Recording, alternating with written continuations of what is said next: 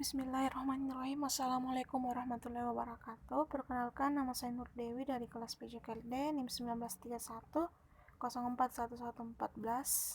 Di sini saya akan menjelaskan sedikit tentang instrumen dan teknik pengumpulan data. Yang pertama itu penyusunan instrumen penelitian. Menyusun instrumen merupakan langkah penting dalam pola prosedur penelitian. Instrumen berfungsi sebagai alat bantu dalam mengumpulkan data yang diperlukan. Bentuk instrumen berkaitan dengan metode pengumpulan data, misalnya metode wawancara, instrumen pedoman wawancara, metode angket atau kuesioner, instrumen berupa angket atau kuesioner, metode tes, instrumen adalah soal tes, tetapi metode observasi instrumen bernamakan checklist.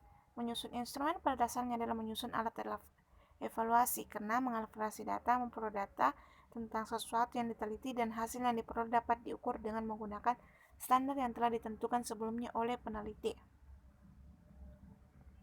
1. Bentuk instrumen tes. Tes dapat berupa rentetan atau pertanyaan, lembaran kerja atau sejenisnya yang dapat digunakan untuk mengukur pengetahuan, keterampilan, bakat, dan kemampuan dari subjek penelitian.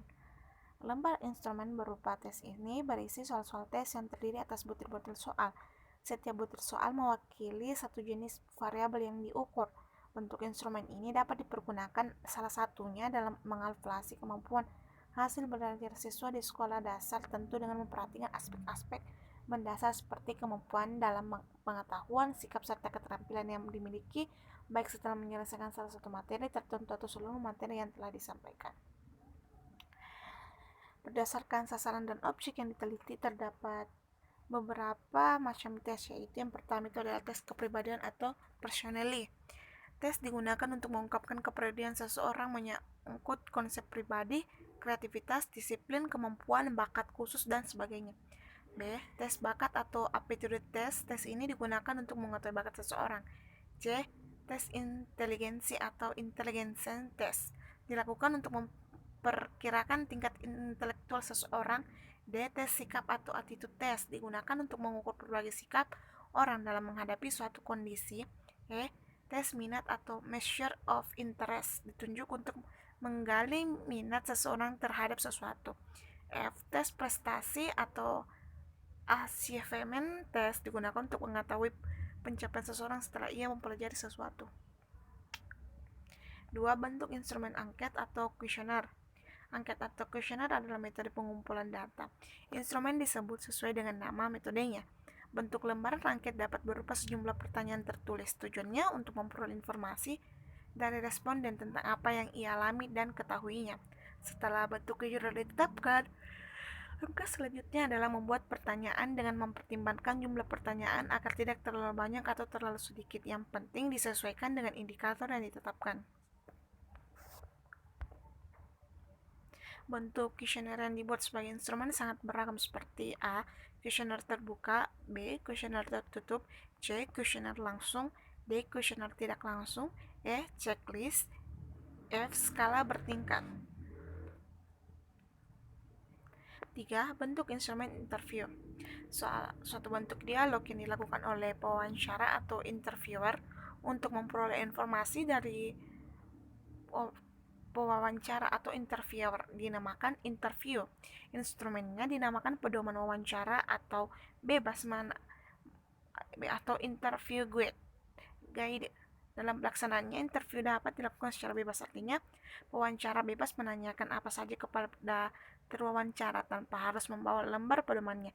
Syarat interview seperti ini adalah pewawancara harus tetap mengingat data yang harus terkumpul. Lain halnya dengan interview yang bersifat terpemimpin, si pewawancara berpedoman pada pertanyaan lengkap dan terperinci layaknya sebuah kuesioner.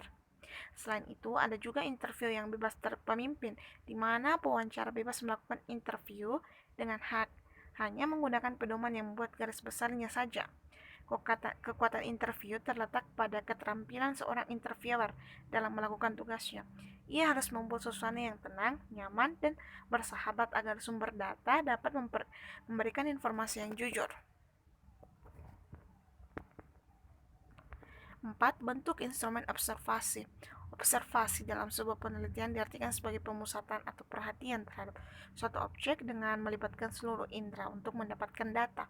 Jadi, observasi merupakan pengamatan langsung dengan menggunakan penglihatan, penciuman, pendengaran, perabaan, atau kalau perlu dengan pengecapan. Instrumen yang digunakan dalam observasi dapat berupa pedoman pengamatan, tes kuesioner, rekaman gambar, dan rekaman suara. Instrumen observasi yang berupa pedoman pengamatan bisa digunakan dalam observasi sistematis, di mana si pelaku observasi bekerja sesuai dengan pedoman yang telah dibuat. Pedoman tersebut berisi data jenis kegiatan yang kemungkinan terjadi atau kegiatan yang akan diamati. 5. Bentuk instrumen skala bertingkat atau rating scale. Bentuk instrumen dengan skala bertingkat lebih memudahkan peneliti untuk mengetahui pendapat responden lebih mendalam tentang variabel yang diteliti. Rating atau skala bertingkat adalah suatu ukuran subjektif yang dibuat berskala. Yang harus diperhatikan dalam membuat rating skala adalah kehati-hatian dalam membuat skala agar pernyataan yang di skala mudah diinterpretasi dan responden dapat memberikan jawaban secara jujur. Untuk mengantisipasi ketidakjujuran jawaban dari responden, maka perlu diwaspadai beberapa hal yang mempengaruhinya. Yang pertama itu menurut Bragman dan Siegel dalam Suharsimi 2002, faktor yang berpengaruh terhadap ketidakjujuran jawaban responden adalah persahabatan, kecepatan menerka, cepat memutuskan, jawaban kesan pertama, penampilan instrumen, prasangka, halo efek, kesalahan pemilihan rata-rata, dan kemurahan hati. 6. Bentuk instrumen dokumentasi. Bentuk instrumen dokumentasi terdiri atas dua macam, yaitu pedoman dokumentasi yang membuat garis-garis besar atau kategori yang akan dicari datanya, dan checklist yang membuat daftar variabel yang akan dikumpulkan datanya. Perbedaan antara kedua bentuk instrumen ini terletak pada intensitas gejala yang diteliti. Pada pedoman dokumentasi, penelitian cukup menulis tentang centang dalam kolom gejala, sedangkan pada checklist penelitian memberikan teli atau pada setiap memunculan gejala. Instrumen dokumentasi dikembangkan untuk penelitian dengan menggunakan pendekatan analisis isi. Selain itu, digunakan juga dalam penelitian untuk mencari bukti-bukti secara landasan hukum dan peraturan-peraturan yang berlaku. Subjek penelitiannya dapat berupa buku, majalah, dokumen, peraturan, notulen rapat, catatan harian, bahkan benda-benda bersejarah seperti prestasi dan interval. B. Pengumpulan data. Kegiatan penelitian terpenting adalah pengumpulan data. Menyusun instrumen adalah pekerjaan penting di dalam langkah penelitian, tetapi mengumpulkan data jauh lebih penting lagi, terutama jika peneliti menggunakan metode yang rawan terhadap masukan unsur subjektif meneliti. Itulah sebabnya menyusun instrumen pengumpulan data harus ditangani secara serius agar diperoleh hasil yang sesuai dengan kegunaannya, yaitu pengumpulan variabel yang tepat. Pengumpulan data dalam penelitian perlu dipantau agar data yang diperoleh dapat terjaga tingkat validitas dan reliabilitasnya walaupun telah menggunakan instrumen yang valid dan reliable. Tetapi jika dalam proses penelitian tidak diperhatikan, bisa jadi data terkumpul hanya onggokan sampah. Penelitian yang memiliki jawaban responden sesuai keinginannya akan semakin tidak reliable. Petugas pengumpulan data yang mudah dipengaruhi oleh keinginan pribadinya akan semakin condong atau bias data yang terkumpul. Oleh karena itu, pengumpulan data walaupun tampaknya hanya sekadar pengumpulan data, tetapi harus tetap memenuhi persyaratan tertentu, yaitu mempunyai keahlian yang cukup dalam melakukannya. 1. Pengumpulan data melalui kuesioner atau angket. Sebagai besar penelitian umumnya menggunakan kuesioner sebagai metode yang dipilih untuk mengumpulkan data. Kuesioner atau angket memang mempunyai banyak kebaikan sebagai instrumen pengumpulan data. Prosedur penyusunan kuesioner: 1. Merumuskan tujuan yang akan dicapai dengan kuesioner. 2. Mengidentifikasikan variabel yang akan dijadikan sasaran kuesioner. 3. Menjabarkan setiap variabel menjadi subvariabel yang lebih spesifik dan tunggal. 4. Menentukan jenis data yang akan dikumpulkan sekaligus untuk menentukan teknik analisisnya. 2. Pengumpulan data melalui metode interview. Penggunaan metode interview memerlukan dan waktu yang cukup lama untuk mengumpulkan data dibandingkan dengan mengedarkan angket kepada responden.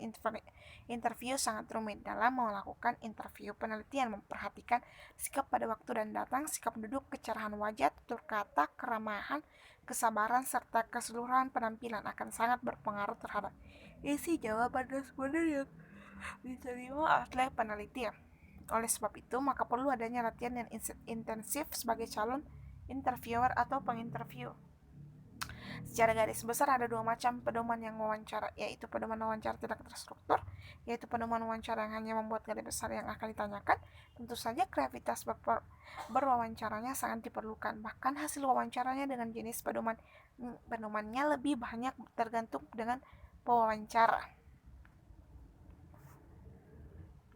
3. Pengumpulan data melalui metode observasi. Dalam menggunakan metode observasi, cara yang paling efektif adalah melengkapinya dengan format atau belangko pengamatan sebagai instrumen. Format yang disusun berisi intem-intem tentang kejadian atau tingkah laku yang digambarkan akan terjadi. Peranan yang paling penting dalam menggunakan metode observasi adalah pengamat. Pengamat harus jelas dalam mengamati adalah menatap kejadian, gerak atau proses. Mengamati bukanlah pekerjaan yang mudah karena manusia banyak dipengaruhi oleh minat dan kecenderungan-kecenderungan yang ada padanya. 4. Pengumpulan data melalui metode dokumentasi. Tidak kalah penting dalam metode-metode lain adalah metode dokumentasi, yaitu mencari data mengenai hal-hal atau variabel yang berupa catatan transkrip, buku, surat kabar, majalah, prasasti, nutulan rapat, enggar, agenda, dan sebagainya. Dibandingkan dengan metode lain, maka metode MIK akan tidak begitu sulit. Dalam arti apabila ada kekeliruan sumber daya masih tetap belum berubah. Dengan metode dokumentasi yang diamati bukan benda hidup tetapi benda mati. Mungkin itu saja yang bisa saya sampaikan. Lebih dan kurangnya mohon dimaafkan. Wabillahi taufiq wal hidayah. Wassalamualaikum warahmatullahi wabarakatuh.